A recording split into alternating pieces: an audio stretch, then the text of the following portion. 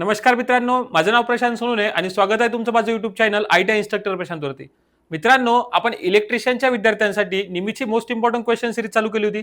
त्यापैकी आज electrician first इयरचं जे 6वं मॉड्यूल आहे, ज्याला आपण एसी फंडामेंटल किंवा आपण काय म्हणू शकतो त्याला एसी सर्किट ज्याला म्हणतो, त्या एसी सर्किट बद्दल डिस्कस करणार आहोत. या एसी सर्किटला मी टोटल 3 पार्टमध्ये डिवाइड केलेलं आहे आणि आजच्या व्हिडिओमध्ये आपण पार्ट 1 बद्दल डिस्कस करणार आहोत. मित्रांनो, या आधीचे जे मॉड्यूल्स होते ना, ते आधीचे मॉड्यूल्स मी माझ्या चॅनलवरती अपलोड झालेले आहेत. जेही विद्यार्थी इलेक्ट्रिशियन फर्स्ट इयरचे सध्या सीबीटी एक्झामची तयारी करत आहेत त्यांनी ते व्हिडिओ आवर्जून बघा. आजच्या व्हिडिओला आपण सुरू करूया. बघा, आजच्या टॉपिकमध्ये जो एसी फंडामेंटल टॉपिक आहे ना, या एसी फंडामेंटल टॉपिकमध्ये मॅक्झिमम नाही का न्यूमेरिकल बेस जास्त आहेत. त्यामुळे तुम्ही आत्ता जर काय हे मॉड्यूल सॉल्व्ह करायला बसले असाल तर वही पेन सोबत घेऊन बसा आणि जसं जसं मी सॉल्व्ह करून पाहतो तसं माझ्यासोबत नाही का सॉल्व्ह करत राहा, जेणेकरून तुम्हाला आत्ता म्हणजे काय काय कुठं अडचण येते किंवा आधी तुम्ही काय करायचं व्हिडिओ पॉज करा आणि सॉल्व्ह करून बघा. जर तुम्हाला आलं तर ठीक आहे, नाही आलं तर मग मी एक्सप्लेनेशन तुम्हाला करणारच आहे. बघा, क्वेश्चन नंबर 1 पासून सुरू करूया. क्वेश्चन नंबर 1 काय म्हणतो, what is the unit of susceptance. आता ससेप्टन्स म्हणजे काय असतं बघा. ससेप्टन्स इज द सिमन आणि मराठीमध्ये त्याला सिमेन्स आपण ज्याला म्हणतो. आणि सिमन्स म्हणजे काय असतं, सिमन्स म्हणजे ओहमचा जो रेसिप्रोकल असतो किंवा सिमन्सचं जे युनिट असतं ना ते असतं 1/ओहम. काय असतं 1/ओहम. आणि मग 1/ओहम हे कशाचं युनिट जाणार, परत ससेप्टन्सचं पण युनिट काय होणार 1/ओहम होणार. मग जर तुम्ही इथं ऑप्शन मध्ये बघितलं तर 1/ओहम तुम्हाला कुठे दिसत नाही. मोह दिसलं, ओहम दिसलं, हेनरी दिसलं, फॅरेडे दिसलं. मग इथं जे मोह असतं ना, या 1/ओहमला आपण मोह असं लिहू शकतो आणि हेच या प्रश्नाचं काय येणार म्हणजे ऑप्शन नंबर ए बरोबर उत्तर येणार. मग आता हे जे युनिट बघा, ओहम युनिट कशाचं आहे, मग ohm unit resistance unit ohm येणार, इम्पिडन्स युनिट सुद्धा ओहम येतं. मग हेनरी युनिट कशाचं आहे तर मी तुम्हाला सांगितलं Henry is a unit of inductor आणि Faraday is a unit of capacitor. म्हणजे अशा पद्धतीने चारीचे 4 युनिट मी तुम्हाला सांगितले. बघा, नंतरचा प्रश्न काय म्हणतो, क्वेश्चन नंबर 2. बघा, आता हा न्यूमेरिकल बेस आहे थोडा. काय विचारलं त्यांनी, what is a resistance of inductive circuit coil takes a current of 5 ampere. म्हणजे काय दिलं आपण, ज्या ज्या गोष्टी दिल्या ना आधी त्या लिहून घ्यायच्या. न्यूमेरिकल सॉल्व्ह करता वेळी लक्षात राहू द्या, ज्या ज्या गोष्टी आपल्याला भेटल्या त्या गोष्टी काय करायच्या गिव्हन मध्ये लिहून घ्यायच्या. 5 अँपिअरचा करंट आहे अक्रॉस 240 व्होल्ट. म्हणजे व्होल्टेज किती आहे माझं 240 व्होल्ट. व्होल्टेज किती 240. 50 हर्ट्ज सप्लाय, 0.8 पॉवर फॅक्टर. म्हणजे आता इथं पॉवर फॅक्टर किती दिला, पॉवर फॅक्टर दिला 0.8. आणि त्यांनी काय विचारलं, what is the value of resistance. म्हणजे आपल्याला रेजिस्टन्सची व्हॅल्यू फाइंड करायची. आता लक्षात राहू द्या, कधी आपण काय करायचो, व्होल्टेज डिवाइड बाय करंट केलं की आपल्याला काय वाटायचं की आपल्याला रेजिस्टन्स भेटतो. पण हे चुकीचं आहे. का बरं सांगतो, कारण आता ज्यावेळेस तुम्ही एसी सर्किट पाहता ना, एसी सर्किटमध्ये बघा तुमच्यात रेजिस्टन्स पण असतो, इंडक्टर पण असतो आणि कधी कधी कॅपॅसिटन्स पण असतो. मग यामुळे माहितीये का, एसी सर्किटमध्ये फक्त रेजिस्टन्स राहत नाही आणि या तिन्हीचं total resistance offer by the circuit, ज्याला आपण काय म्हणतो इम्पिडन्स म्हणत असतो. काय म्हणतो इम्पिडन्स. म्हणजेच जर तुम्हाला ज्यावेळेस तुम्ही V/I करसाल ना, V/I म्हणजे total voltage upon total current, तुम्हाला रेजिस्टन्स भेटेल, तुम्हाला भेटत असतो इम्पिडन्स. हे लक्षात राहू द्या. हा एक फॉर्म्युला खूप इम्पॉर्टंट आहे, भविष्यात पण तुम्हाला येणार आहे. आता मी हे समजलं तुम्हाला. आता बघा, आता त्यांनी काय विचारलं आपल्याला की आपल्याला रेजिस्टन्सची व्हॅल्यू फाइंड करायची. मग एक तुम्हाला नाही का पॉवर फॅक्टरचा फॉर्म्युला तुम्हाला कॉस फाय आपण ज्याला म्हणतो, पॉवर फॅक्टरचा फॉर्म्युला एक असतो R/Z. काय असतो R/Z. हा एक पॉवर फॅक्टरचा फॉर्म्युला आहे, हा पण एक लक्षात राहू द्या. मग बघा, जर आता लक्षात राहू द्या, माझ्याकडे कॉस फाय म्हणजे पॉवर फॅक्टरची व्हॅल्यू दिलेली 0.8, ज्याला मी 0.8 म्हणू शकतो. माझ्याकडे झेड आहे म्हणजे आर जर कॅल्क्युलेट करायचं असेल तर मला झेडची व्हॅल्यू फाइंड करावं लागेल. आणि मी आत्ताच तुम्हाला सांगितलं, जर मला झेडची व्हॅल्यू फाइंड करायची असेल तर व्होल्टेज डिवाइड बाय करंट करा. मग व्होल्टेज, तर माझ्या सर्किटचं व्होल्टेज किती आहे रे, तर 240 व्होल्ट आहे.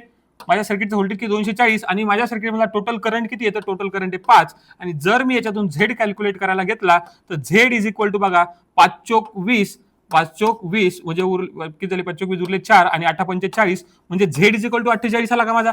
जर झेड 48 आला तर या फॉर्म्युल्यामध्ये जर का मी झेड आणि पॉवर फॅक्टरची व्हॅल्यू ठेवली म्हणजे माझा फॉर्म्युला कसा बनणार बघा, कॉस आरचा फॉर्म्युला जर बनवायचा म्हटलं मला, इथून R is equal to cos phi किंवा आपण ज्याला सरळ सरळ पॉवर फॅक्टर म्हणू, या कॉस फायलाच काय म्हणतो आपण पॉवर फॅक्टर म्हणतो. म्हणजे power factor multiply by Z येणार का रे. मग जर power factor multiply by Z येणार तर बघा पॉवर फॅक्टर किती आहे 0.8 आणि मल्टिप्लाय बाय जर मी झेड केला तर झेडची व्हॅल्यू आत्ताच फाइंड केली 48. जर मी 48 ठेवली बघा, 8×8 64 4 हातचे आले 6, 8×32 32 आणि 6 किती झाले 38. एका पॉईंट नंतर 0 म्हणजे 38.4 ऑप्शन. म्हणजे बघा 38.4 काय झालं याचं उत्तर झालं, 38.4 ओहम हे काय झालं याचं उत्तर झालं. पण आता तुम्हाला सांगतो मी, बरोबर 38.4 याचं उत्तर झालं. निमीमध्ये नाही का, तसं जर तुम्ही हे सॉल्व्ह करायला गेले ना तर याचं उत्तर 38.4च येतं, कारण आपण स्टेप बाय स्टेप सॉल्व्ह केलं. निमीमध्ये यांनी 42.5 उत्तर दिले, पण कोणत्याच लॉजिकनं 42.5 उत्तर येत नाही. त्याच्यामुळे या प्रश्नाचं बरोबर उत्तर बघा 38.4. आता तुम्ही एक काय करा, निमीची टेस्ट सिरीज सॉल्व्ह करून बघा. निमीच्या टेस्ट सिरीज मध्ये काय उत्तर दिलेलं आहे, जर बी उत्तर त्याच्यात टेस्ट सिरीज मध्ये सुद्धा जर बी उत्तर बरोबर असेल तर बी क्लिक करू शकता. पण हे स्टेप आहे, तुम्ही कुठेही सॉल्व्ह करा, कोणत्याही पुस्तकात बघा, कोणत्याही गुगलवरती सर्च करा, याच स्टेप तुम्हाला भेटतील आणि या स्टेपनुसार आपल्याला रेजिस्टन्सची व्हॅल्यू किती भेटली, 38.4 भेटलेली आहे. बघा हे लिहून घेत चला बरं का सोबत सोबत. बघा नऊ the how the resonance frequency F R can be increases in AC series circuit. बघा सिरीज सर्किट मध्ये त्यांनी काय विचारलं की रेझोनंट फ्रिक्वेन्सीची व्हॅल्यू जर आपल्याला इन्क्रीज करायची तर कशी करावं लागेल. सर्वात पहिले लक्षात ठेवा की एफ आर म्हणजे असतं रेझोनन्स फ्रिक्वेन्सी, त्याचा फॉर्म्युला असतो 1/2π √LC. √LC. आता रेझोनंट फ्रिक्वेन्सी म्हणजे काय, रेझोनन्सची कंडिशन असते XL = XC, म्हणजे ज्या वेळेस इंडक्टिव्ह रिएक्टन्स हा कॅपॅसिटिव्ह रिएक्टन्स एवढा होत असतो त्यावेळेस आपल्या सर्किटमध्ये रेझोनन्स ऑकर होत असतो. मग ज्यावेळेस सर्किट रेझोनन्स ऑकर होतो त्यावेळेस आपलं सर्किट फक्त आणि फक्त रेझिस्टिव्ह नेचरचं काम करते. हे ज्यावेळेस आपण मी आता बघा लेक्चर घ्यायला आपल्याला वेळ नाही, नाहीतर जर का ज्यावेळेस आपण एसी फंडामेंटलचं मी बेसिक लेक्चर घेतला असं बेसिक लेक्चरमध्ये तुम्हाला सगळ्या गोष्टी सांगितल्या असत्या. पण आता काय झालं की आपली एक्झाम जवळ आली आणि एक्झाम जवळ आल्यामुळे काय टाइम नाहीये, त्याच्यामुळे मी तुम्हाला काय करतो क्वेश्चन मधून सध्या समजून घ्या. जर इन डिटेल लागलं ना आपण एखाद्या वेळेस ज्यावेळेस तुम्ही सेकंड इयरला किंवा अजून फर्स्ट इयरचे ज्यावेळेस लेक्चर घेईल मी त्यावेळेस त्याच्यामध्ये डिटेलमध्ये एक्सप्लेन करेल. मग बघा आता त्यांनी काय झालं, रेझोनंट फ्रिक्वेन्सी काय करायची आपल्याला इन्क्रीज करायची. लक्षात राहू द्या क्वेश्चन मध्ये काय सांगितलं की कशा पद्धतीने आपण रेझोनंट फ्रिक्वेन्सीला इन्क्रीज करू शकतो. म्हणजे मला रेझोनंट फ्रिक्वेन्सी इन्क्रीज करायची आहे आणि तुम्हाला माहिती आहे ह्या सगळ्या गोष्टी याला कशात आहेत, काय म्हणूया आपल्याला आपण इन्व्हर्सली प्रपोर्शनल आहेत. मग इन्व्हर्सली प्रपोर्शनल आहे तर ज्या वेळेस खालची व्हॅल्यू वाढल त्यावेळेस वरची व्हॅल्यू कमी होते. आता आपल्याला वरची व्हॅल्यू वाढवायची याचा अर्थ हे याच्यापैकी काय कमी करावं लागेल. मग याच्यापैकी काय कमी करू शकतो, टू कॉमन असतो, म्हणजे टू काय असतो, कॉन्स्टंट असतो, पायची व्हॅल्यू पण कॉन्स्टंट असते. मग बदलू शकतो फक्त आपण इंडक्टर आणि कॅपॅसिटर. काय असलो इंडक्टन्स आणि कॅपॅसिटन्स आपण सर्किटचा बदलू शकतो. म्हणजे जर आपण एक तर हे वाढवायचं म्हणजे एक तर इंडक्टन्स कमी करा किंवा कॅपॅसिटन्स कमी करा, तुमची ऑटोमॅटिकली काय होणार, या जे रेझोनंट फ्रिक्वेन्सीची व्हॅल्यू कमी होणार. मग आपल्याला काय करायचं, इंडक्टर किंवा कॅपॅसिटन्स काय करा, कमी करायचा. इन्क्रीजिंग द इंडक्टन्स व्हॅल्यू का नाही, जर इन्क्रीज केली इंडक्टन्सची व्हॅल्यू वाढवली तर आपली तिकडची व्हॅल्यू काय डिक्रीज होणार. मग ऑप्शन नंबर ए चुकीचं आहे. रिड्युसिंग द कॅपॅसिटन्स व्हॅल्यू, बघा कॅपॅसिटन्सची व्हॅल्यू जर का तुम्ही कमी केली, बघा हेच सांगितलं, कॅपॅसिटन्सची व्हॅल्यू कमी केली तर रेझोनंट फ्रिक्वेन्सी काय तुमची इन्क्रीज होणार. म्हणजे ऑप्शन नंबर बी तुमचं बरोबर असू शकतं आणि बरोबरच आहे. इन्क्रीजिंग द कॅपॅसिटन्स व्हॅल्यू वाढवली तुम्हाला सांगितलं काय होणार, ती कमी होणार. आणि इन्क्रीजिंग द व्हॅल्यू ऑफ रेझिस्टन्सवरती डिपेंड करत नाही. त्याच्यामुळे रेझोनंट फ्रिक्वेन्सी, बघा रेझोनंट फ्रिक्वेन्सीचा हा फॉर्म्युला आहे. कदाचित तुम्हाला एक्झाम मध्ये किंवा नंतर पुढच्या क्वेश्चन मध्ये तुम्हाला रेझोनंट फ्रिक्वेन्सीचा फॉर्म्युला विचारू शकतात. तर 1/2π √LC. मग एल म्हणजे काय, एल म्हणजे इंडक्टन्स, त्याचं युनिट काय सांगितलं मी मगाशीच सांगितलं, युनिट काय त्याचं हेनरी. आणि सी म्हणजे असतं कॅपॅसिटन्स, त्याचं युनिट काय असतं फॅराडे. हे जे मी साईडला लिहून आणतो किंवा जे साईडला ठेवतो ते काय करत चला, तुम्ही नोट करत चला, म्हणजे जेणेकरून तुम्हाला समोरचे क्वेश्चन जे आपण सॉल्व्ह करणार आहेत ना ते सोपे जातील तुम्हाला. कारण हा क्वेश्चन मी इथे एक्सप्लेन करायचा, समोर जास्त एक्सप्लेन करणार नाही कारण वेळ कमी आहे आपल्याकडे. What is the formula to find the three phase reactive power in a line voltage. बघा आता पहिली गोष्ट नाही का, मी तुम्हाला पॉवरचे 3 टाईप असतात. आता 3 टाईप म्हणजे कोणते, बघा पहिली पॉवर असते ना याला आपण ऍक्टिव्ह पॉवर म्हणतो. कोणती पॉवर म्हणतो, ऍक्टिव्ह पॉवर असं म्हणत असतो. ऍक्टिव्ह पॉवरला रिअल पॉवर वगैरे पण म्हणतात. दुसरी असते बघा ऍक्टिव्ह पॉवर, ज्याला आपण डिनोट करतो मोठ्या पीनं. दुसरी असते रिएक्टिव्ह पॉवर,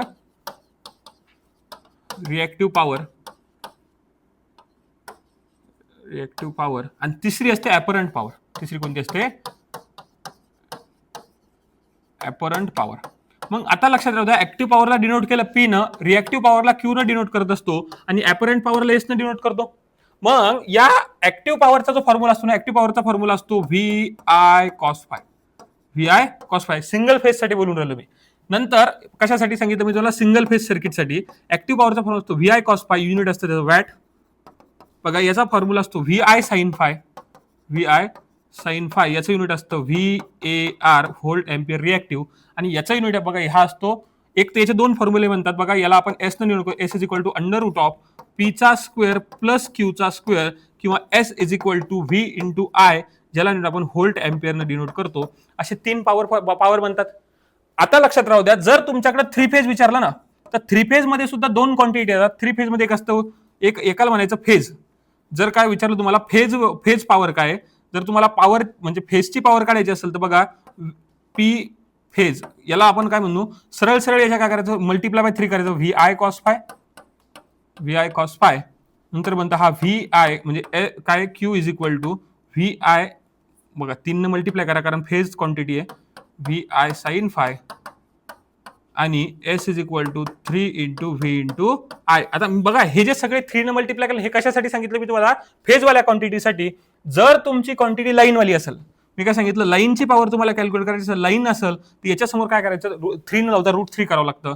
म्हणजे बघा पॉवर इन अ लाईन कशी येणार ही, इथं व्हीपी येणार बघा, इथं फेज येणार, इथं पण फेज येणार, म्हणजे फेज करंट आणि फेज व्होल्टेजसाठी, म्हणजे फेज करंट आणि फेज करंट आणि फेज व्होल्टेज. आता बघा इथं काय येणार, √3 मी काय सांगितलं होतं, √3 multiply by VL multiply by IL आणि cos phi as it is राहणार, म्हणजे हा जागा नाही होणी लिहितो. इथं पण क्यू साठी काय येणार, म्हणजे √3 VL IL साइन फाय आणि इथे येणार बघा S is equal to √3 VL आणि IL. म्हणजे हे झालं लाईनसाठी, फेजसाठी. आणि याच बघा हा टेबल तुम्ही काढून घ्या, कारण या टेबलवरती भरपूर म्हणजे समोर 2-4 प्रश्न तुम्हाला दिसणार आहेत. मग आता यांनी काय विचारलं बघा, काय त्यांनी काय सांगितलं की आपल्याला काय करायचंय, फॉर्म्युला काय करायचा, 3 फेज रिएक्टिव्ह पॉवरचा लाईनसाठी, 3 फेज रिएक्टिव्ह पॉवर. मग पॉवर कोणती बघा, पहिली गोष्ट पॉवर कोणती पाहिजे आपल्याला, रिएक्टिव्ह. कशी पाहिजे, 3 फेजची आणि पाहिजे लाईनचा. मग लाईनसाठी रिएक्टिव्ह पॉवरचा फॉर्म्युला बघा, Q is equal to √3 of VL IL sine phi. Q is equal to √3 of VL IL sine phi. कोणता वाला, साइन फाय. म्हणजे ऑप्शन नंबर सी या प्रश्नाचं काय बरोबर उत्तर आहे.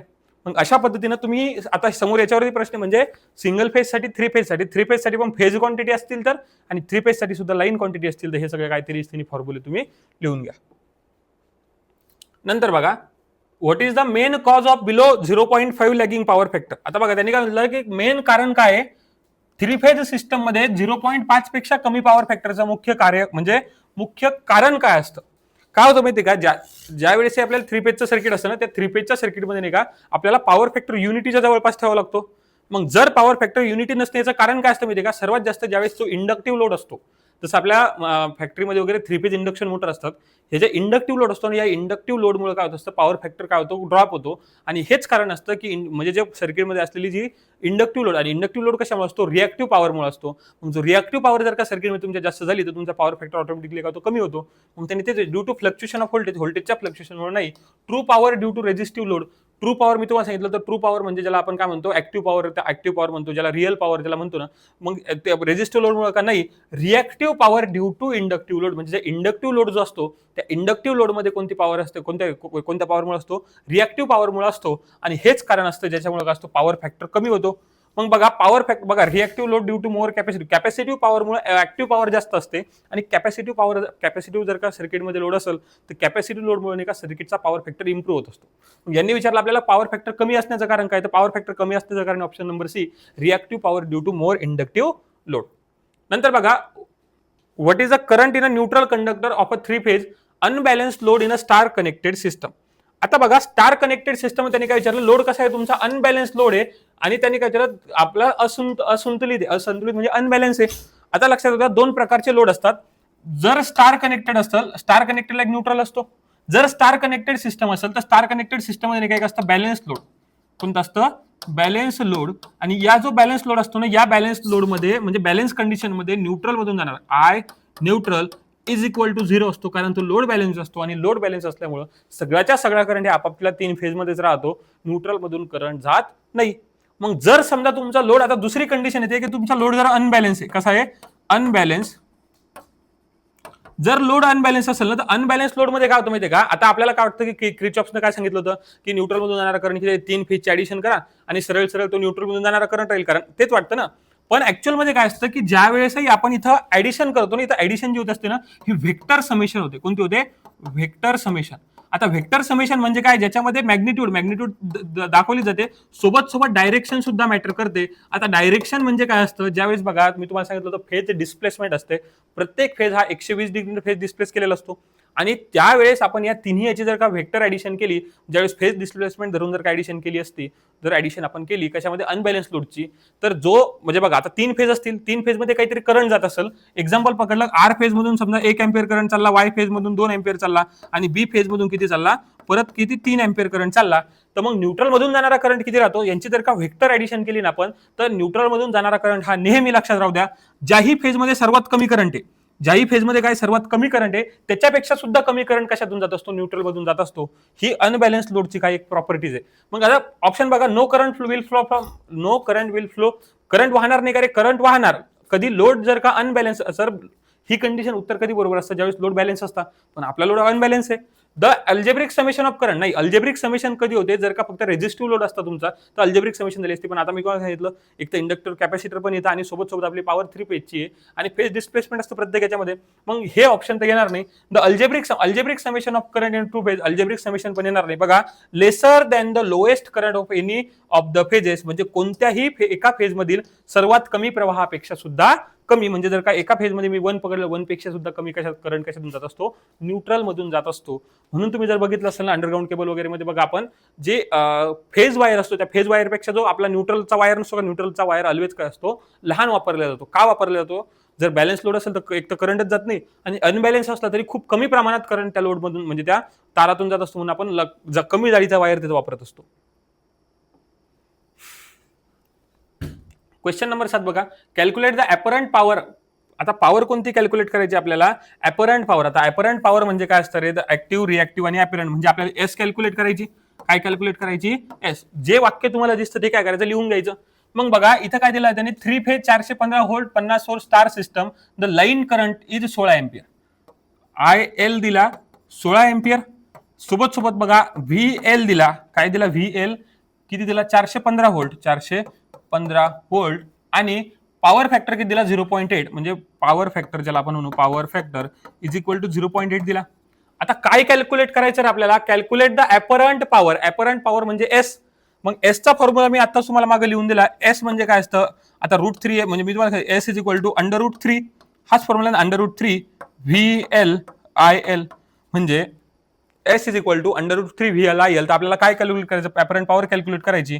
म्हणजे काय? तुम्हाला √3 मल्टिप्लाय बाय VL किती आहे सांगा? VL आहे 415. IL किती दिलं तुम्हाला?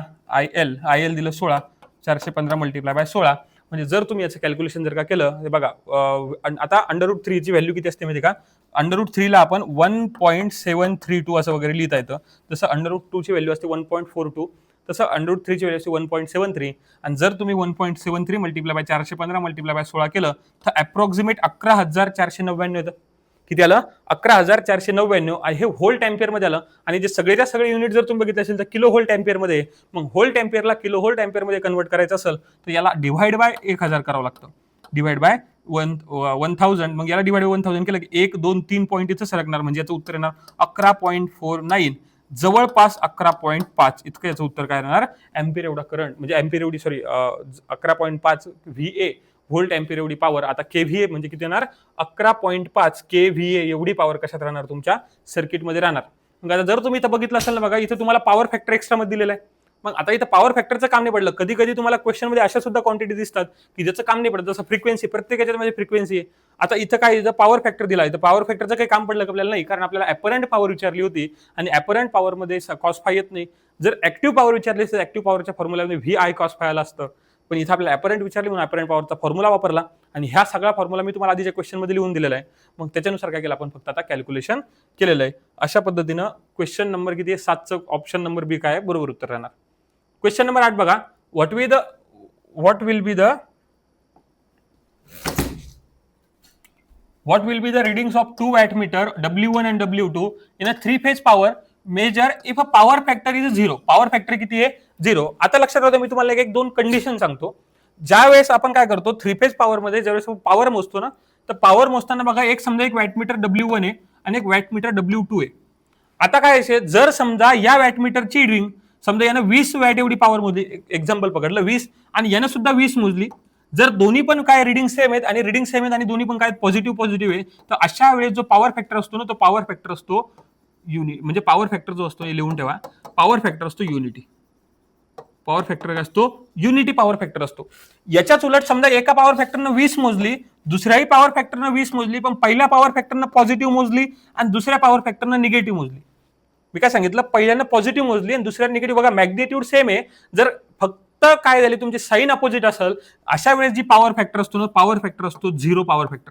किती असतो पॉवर फॅक्टर 0. आणि या क्वेश्चन मध्ये काय विचारलं तुमचा पॉवर फॅक्टर काय रे 0 आहे, तर मग वॅटमीटर काय रिडिंग दाखवलं, तर वॅटमीटर काय रिडिंग दाखवलं बघा, मॅग्निट्यूड तर सेम आहे पण एक पॉझिटिव्ह दाखवलं एक निगेटिव्ह दाखवलं. मग ऑप्शन नंबर ए वाचा, W1 W2 बोथ पॉझिटिव्ह असतं तर पॉवर फॅक्टर युनिटी असतं, इथे पॉवर फॅक्टर 0 आहे. W1 is positive and W2 is a negative, W1 is a positive and W2 is negative असू शकतं.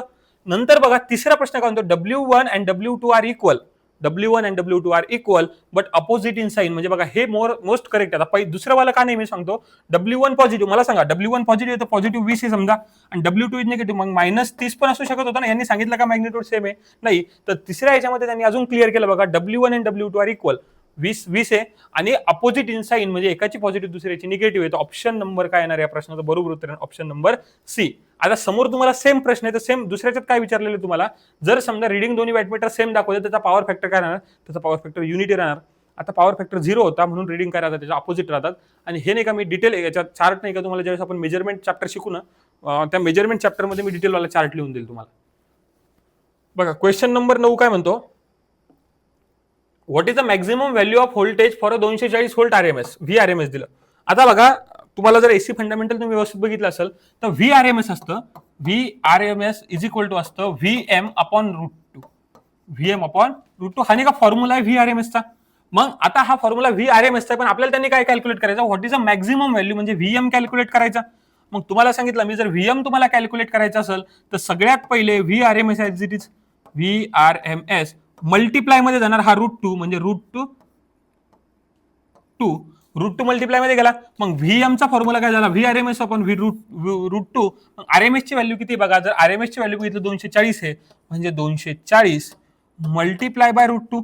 आणि मी आताच सांगितलं तुम्हाला √2 ची व्हॅल्यू किती असते, √2 ला आपण 240 मल्टिप्लाय बाय 1.41 असं 412 वगैरे काहीतरी म्हणजे 1. जर तुम्ही बघा आता याला म्हणजे √2 एक तर डायरेक्ट मल्टिप्लाय करा √2 न आणि याला काय करा 240 मल्टिप्लाय बाय 1.414. याचं उत्तर जेवढं येणार आहे बघा, याचं उत्तर जवळपास नाही का अप्रॉक्सिमेट याचं 338च्या जवळपास काहीतरी उत्तर येतं. आणि 338च्या जवळपास म्हणजे आपलं 339 वगैरे म्हणजे ऑप्शन नंबर सी काय राहणार या प्रश्नाचं बरोबर उत्तर राहणार. अशा पद्धतीने बघा हे काय नाही फक्त मल्टिप्लिकेशन करायचं, तुम्ही कॅल्क्युलेटरमध्ये मल्टिप्लिकेशन करून घेतलं ना तर तेवढं उत्तर येऊन जाणार तुमचं. What is the formula for reactive power in a AC circuit. आता एसी सर्किट बघा 3 फेज सिंगल दिलं का नाही म्हणजे आपण सिंगल फेजचं कन्सिडर करणार. आणि त्यांनी काय विचारलं formula for reactive power, active आणि रिएक्टिव्ह पॉवर. तर तुम्ही याचा आन्सर नाही का ऑप्शन क्वेश्चन नंबर किती, क्वेश्चन नंबर 10, याचा आन्सर तुम्ही मला कमेंटमध्ये सांगा कारण मी ऑलरेडी तुम्हाला सगळेच्या सगळे फॉर्म्युले काय लिहून दिलेले आहेत. नंतरचा क्वेश्चन बघा,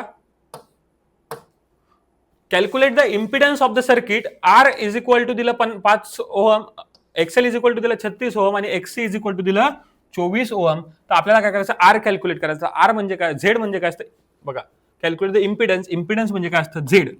आता लक्षात हा फॉर्म्युला लिहून घ्या. झेडचा फॉर्म्युला असतो √R² plus XL minus XC चा होल स्क्वेअर. आता बघा इथं लक्षात फॉर्म्युल्यामध्ये हा XL आधी आहे आणि XC काय आहे नंतर आहे. का बरं कारण ऑलवेज नाही का आपण बघा XL ची व्हॅल्यू ऑलवेज जास्त असते सर्किटमध्ये म्हणून XL जास्त असतो म्हणून जास्त मधून कमी संख्या मायनस करतो. एक्झाम्पल पकडा 10 मधून 8 मायनस होणार, 8 मधून 10 मायनस झाले उत्तर मायनस मध्ये येईल आणि स्क्वेअर कधीच मायनस मध्ये असतो. म्हणून लक्षात ठेवा की XL ची व्हॅल्यू ऑलवेज म्हणजे मॅक्झिमम टाइम काय असते XL ची व्हॅल्यू जास्त असते. पण जी व्हॅल्यू जास्त असेल ती दोन्हीपैकी काय करायची एका साईडला ठेवायची म्हणजे XL मायनस XC चा होल स्क्वेअर म्हणजे हा कशाचा फॉर्म्युला आपला इम्पिडन्सचा फॉर्म्युला आहे. मग आता आपल्याला काय करायचं माहिती का, सॉरी इम्पिडन्सचा फॉर्म्युला आहे. मग आता आपल्याला कॅल्क्युलेट करताना यांनी काय सांगितलं आपल्याला काय कॅल्क्युलेट करायचं, झेड कॅल्क्युलेट करायचा. मग झेडचा फॉर्म्युला बघा, Z is equal to √R². R किती आहे रे 5चा square plus XL minus XC म्हणजे 36 मायनस 24 चा होल स्क्वेअर बरोबर. मग आता 36 मधून जर का 24 गेले तर बघा 36 मधून जर का तुम्ही 24 काढले किती उरतात, 36 मायनस 24 जर केले तर बघा इथं 2 आणि उरतात 1 म्हणजे 12 उरतात. मग आता बघा √5चा स्क्वेअर 25 प्लस 12चा स्क्वेअर किती येतो रे, 12चा स्क्वेअर येतो बघा कारण इथं बघा मायनस उरलं, 12चा स्क्वेअर येतो 144 आणि 25 प्लस 144 जर तुम्ही केलं तर 5 आणि 4 9, 4 आणि 2 6 आणि हे 159 येतं. आणि 159 आता काय विचारलं, हा झेडची व्हॅल्यू झाली. मग अंडररूट मध्ये 159 तुम्हाला कुठे दिसून राहिलं का, नाही. तर 169 तर 169 कशाचा स्क्वेअर रूट असतो, तर 169 स्क्वेअर रूट असतो बघा 13चा. म्हणजे उत्तर आपलं काय यायला पाहिजे 13 ओहम एवढं उत्तर यायला पाहिजे. तर बघा इथे किती आहे 69 69 13 ऑप्शन नंबर सी या प्रश्न करणार बरोबर उत्तरानं. अशा बघा हे फॉर्म्युला आहे, फॉर्म्युल्यात तुम्ही व्हॅल्यू पुट केल्यानंतर काय करणार तुम्हाला आन्सर भेटणार. हा फॉर्म्युला लक्षात राहू द्या. एक मी तुम्हाला अजून बघा याच्यात फॉर्म्युले जास्त आहेत. क्वेश्चन नंबर 12 बघा, what is a phase displacement in a single phase AC circuit. काय असतं माहितीये का की पहिली गोष्ट तर नाही का सिंगल फेज एसी सर्किट मध्ये मी काय सांगितलं, सिंगल फेज एसी सर्किट मध्ये फेज डिस्प्लेसमेंट नसते किंवा 0 डिग्री असते. आता असं मी का म्हणून राहिलो तुम्हाला सांगतो, लक्षात राहू द्या तुम्ही. काय आता ज्या वेळेस तुमचं सर्किट एसी आहे, एसी सर्किटमध्ये जर का तुम्ही बघितलं 3 फेज सिस्टम असेल, किती फेज असेल 3 फेजची जर का सिस्टम आहे, तर या 3 फेज सिस्टम मध्ये 120 डिग्री फेज डिस्प्लेसमेंट असते. जर तुमचं आता 3 फेजची म्हणून 120 डिग्री पण एकच फेज आहे, एका फेजला आपण रेफरन्स कोणासोबत पकडू शकत नाही, म्हणजे काय त्याच्यात 0 डिग्री येते. पण आता बघा याच्यात काय आहे, त्यांनी निमीने विचारलं की बाबा याच्यात फेज डिस्प्लेसमेंट किती आहे. तर जर तुम्ही नाही का टाइप्स ऑफ सर्किट बघितले असतील तर सर्किटच्या टाइप जे बघितलं ना तुम्ही, प्युअरली इंडक्टिव्ह सर्किट असतं, प्युअरली कॅपॅसिटिव्ह सर्किट असतं आणि प्युअरली एक रेझिस्टिव्ह सर्किट असतं. जर का प्युअरली इंडक्टिव्ह सर्किट बघितलं त्याच्यामध्ये नाही का तुमचा काय करतो व्होल्टेज लीड करतं आणि करंट लॅग करतो 90 डिग्रीनं. म्हणून या पॉइंटला काय करून रेफरन्स पकडून, म्हणजे हा जो पॉईंट या पॉईंटला रेफरन्स पकडून काय केलं यांनी नेहमीनं क्वेश्चन विचारला असेल कदाचित. तर काय विचारलं, phase displacement in single phase circuit. तर फेज डिस्प्लेसमेंट या प्रश्नाचं बरोबर उत्तर किती 90 डिग्री राहणार. तसं बघायला लागलं तर ऍक्च्युअल मध्ये फेज डिस्प्लेसमेंट नसते, पण जर का विथ रिस्पेक्ट टू विचार केला की इंडक्टिव्ह असेल कॅपॅसिटिव्ह असेल तर त्या कंडिशन मध्ये नाही का 90 डिग्री फेज डिस्प्लेसमेंट आपण पकडू शकतो. म्हणजे ऑप्शन नंबर ए या प्रश्नाचं काय राहणार बरोबर उत्तर राहणार. नंतर बघा, what is the relation between the line voltage and phase voltage in a star connected system. आता बघा, आता हा अजून एक फॉर्म्युला तुम्हाला चालता एक 2 फॉर्म्युले लिहून देतो. 2 टाईपच्या सिस्टम असतात आपल्याकडे, एक असते डेल्टा सिस्टम आणि दुसरी असते आपल्याकडे स्टारवाली सिस्टम. आता डेल्टा सिस्टम आणि स्टारवाली सिस्टम मध्ये काय असतं बघा, जर समजा तुमची स्टारवाली सिस्टम आहे ना, तर स्टारवाल्या सिस्टम मध्ये जो लाईन करंट असतो ना, line current is equal to असतो फेज करंट. म्हणजे लाईन मध्ये जेवढा करंट असेल तेवढाच करंट कशामध्ये असतो, फेज मध्ये. कशामध्ये, डेल्टामध्ये. मग याच्यामध्ये वेगळं काय असतं, तर वेगळं असतं जे व्होल्टेज असतं line voltage is equal to असतं √3 times of phase voltage. √3 times काय असतं फेज व्होल्टेज. म्हणजे तुम्हाला याच्यावर एक लक्षात आलं का रे की जे आपलं लाईन व्होल्टेज हे ऑलवेज जास्त असतं फेज व्होल्टेज पेक्षा. मग हे कशासाठी झालं, स्टार साठी झालं. मग आता डेल्टासाठी काय असतं माहितीये का, जसं स्टार मध्ये मी तुम्हाला सांगितलं की लाईन करंट सेम असतो, तसं याच्यामध्ये लाईन व्होल्टेज सेम असतं फेज व्होल्टेजच्या. म्हणजे व्हीएल बघा, डेल्टामध्ये काय असतं, व्हीएल इज इक्वल टू असतं व्हीपीएच. आणि डेल्टामध्ये जो करंट असतो ना, लाईन करंट म्हणजे I L is equal to असतं √3 टाइम्स ऑफ IPH. हे 2 फॉर्म्युले आहेत, हे सुद्धा काय करा म्हणजे विचारतात, हे लिहून घ्या. मग आता आपल्याला काय करायचं, त्यांनी विचारलं काय रे, स्टार कनेक्टेड सिस्टम मध्ये कशाबद्दल विचारलं, लाईन व्होल्टेज बद्दल विचारलं. मग लाईन व्होल्टेज आणि फेज व्होल्टेजचं रिलेशन काय असतं, तर VL is equal to √3 times of VPH असतं. मग या क्वेश्चन मध्ये बघा, व्हीएल पहिलाच ऑप्शन बघा, VL is equal to √3 times of VPH. VP किंवा व्हीपीएच आपण ज्याला म्हणू, म्हणजे ऑप्शन नंबर ए या प्रश्नाचं काय बरोबर उत्तर. हे सुद्धा लिहून घ्या, हे सुद्धा फॉर्म्युले भरपूर वेळा विचारतात तुम्हाला. नंतरचा क्वेश्चन बघा, क्वेश्चन नंबर 14 काय म्हणतो, कॅल्क्युलेट द लाईन करंट. काय विचारलं आपल्याला, लाईन करंट कॅल्क्युलेट करायचा, म्हणजे IL कॅल्क्युलेट करायचा रे. IL कॅल्क्युलेट करायचा ऑफ 3 फेज सिस्टम 415 व्होल्ट. म्हणजे व्हीएल किती दिला तुमच्याकडे, 415 व्होल्ट दिला. ज्या ज्या गोष्टी दिसतात आधी त्या लिहून घ्यायच्या सांगितलं. नंतर बॅलन्स लोड 3000 वॅट, किती सांगितली, 3000 वॅट. आता बघा, पहिली गोष्ट सांगतो मी तुम्हाला, आता याच्यात पॉवरचा फॉर्म्युले 3 फॉर्म्युले आहेत आपल्याकडे. तर मग आपण कोणती पॉवर लिहिणार आहे, 3000 वॅट. तर ज्या आता युनिट दिली यांनी वॅट, मग वॅट युनिट कोणत्या पॉवरचं असतं, ऍक्टिव्ह पॉवरचं युनिट असतं वॅट. मग ऍक्टिव्ह पॉवरचा डिनोट करतात आपण पीनं. आणि अजून काय विचार, त्यांनी पॉवर फॅक्टर किती दिला, म्हणजे पॉवर फॅक्टर ज्याला आपण cos⁵ म्हणतो किंवा त्याला आपण पॉवर फॅक्टर म्हणतो, तो दिला 0.8. मग आता आपल्याला कॅल्क्युलेट काय करायचं, तर आपल्याला कॅल्क्युलेट करायचं IL. मग IL कसा कॅल्क्युलेट करणार, तर IL साठी बघा तुम्ही IL कॅल्क्युलेट करायचा, फॉर्म्युला बनवा आधी पहिले IL चा. V इज इक्वल टू √3, कारण आपल्याला लाईन क्वांटिटी आहे, √3 VL IL इंटू cos⁵. बरोबर. मग आता VL IL इंटू cos⁵, जर बघा आता पॉवर किती दिली आपल्याला, पॉवर दिली 3000. पॉवर 3000 दिली ना, पॉवर किती दिली 3000. बघा नंतर बघा हा √3 इकडे बघा, याला मल्टिप्लाय होता, इकडे डिवाइड येईल, मल्टिप्लाय बाय √3 इकडे आला, कारण आपल्याला फक्त या साईडला काय ठेवायचा, IL ठेवायचा. मग बघा VL सुद्धा या साईडला, VL किती होता आपला 415 होता, VL is equal to 415 multiply by cos factor किती होता, कॉस फॅक्टर होता 0. म्हणजे power factor 0.8 is equal to येईल IL. म्हणजे जर तुम्ही या इक्वेशनला सॉल्व्ह जर का केलं तुम्ही, तर इक्वेशनची व्हॅल्यू किती येणार तुमची, म्हणजे तुम्हाला IL किती भेटेल या सगळ्याला सॉल्व्ह केल्यानंतर.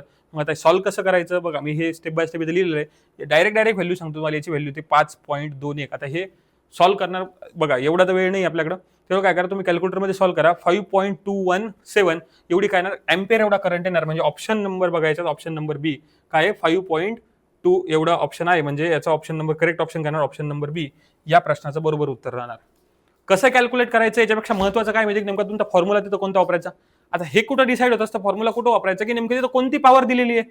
आता बघा तुमच्याकडे पॉवरचे 3 फॉर्म्युले होते, मग इथं मी रिएक्टिव्ह पॉवरचा फॉर्म्युला का नाही वापरला, इथं ऍक्टिव्ह पॉवरचा फॉर्म्युला का वापरला, किंवा अपरंट पॉवरचा का नाही वापरला. कारण बघा इथं तुम्ही मला युनिट दिसलं होतं वॅट, आणि वॅट मला माहिती आहे की जी ऍक्टिव्ह पॉवर, रिएक्टिव्ह पॉवर आणि अपरंट पॉवर असते ना, त्यापैकी ऍक्टिव्ह पॉवरचं युनिट असतं वॅट.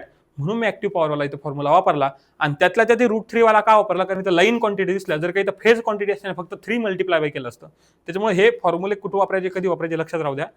जर तुम्हाला नाही का, आता बघा हे पॉवर येतं एकदम डिटेलमध्ये नाही सांगितलं मी.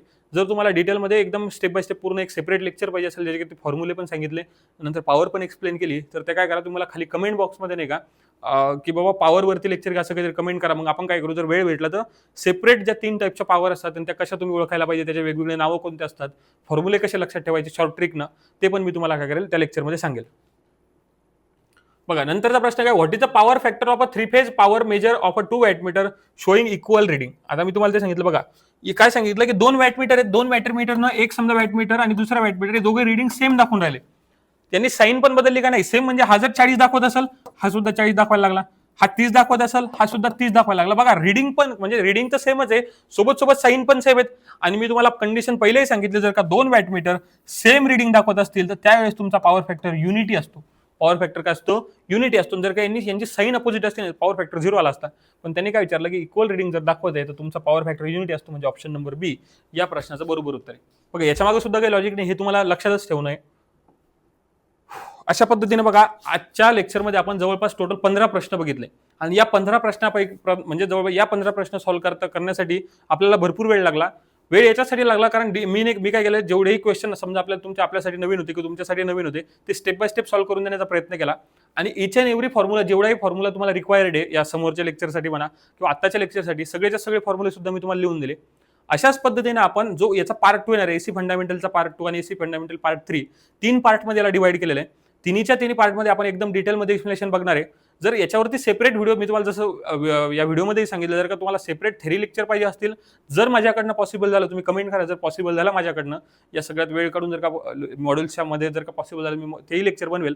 अशाच पद्धतीचे व्हिडिओ इलेक्ट्रिशियन फर्स्ट इयरचे असो किंवा सेकंड इयरचे असो, हे बघण्यासाठी माझ्या चॅनलला सबस्क्राईब करून ठेवा. हा व्हिडिओ आवडला असेल त्या व्हिडिओला लाईक नक्की करा आणि हा व्हिडिओ नक्की शेअर करा तुमच्या अशा इलेक्ट्रिशियनवाल्या मित्रांना, जेही इलेक्ट्रिशियन फर्स्ट इयरमध्ये सध्या आणि त्यांना काय करायचे, आपल्या CBT एक्झाम ते देणार आहेत. भेटूया आपण नंतरच्या व्हिडिओमध्ये. धन्यवाद.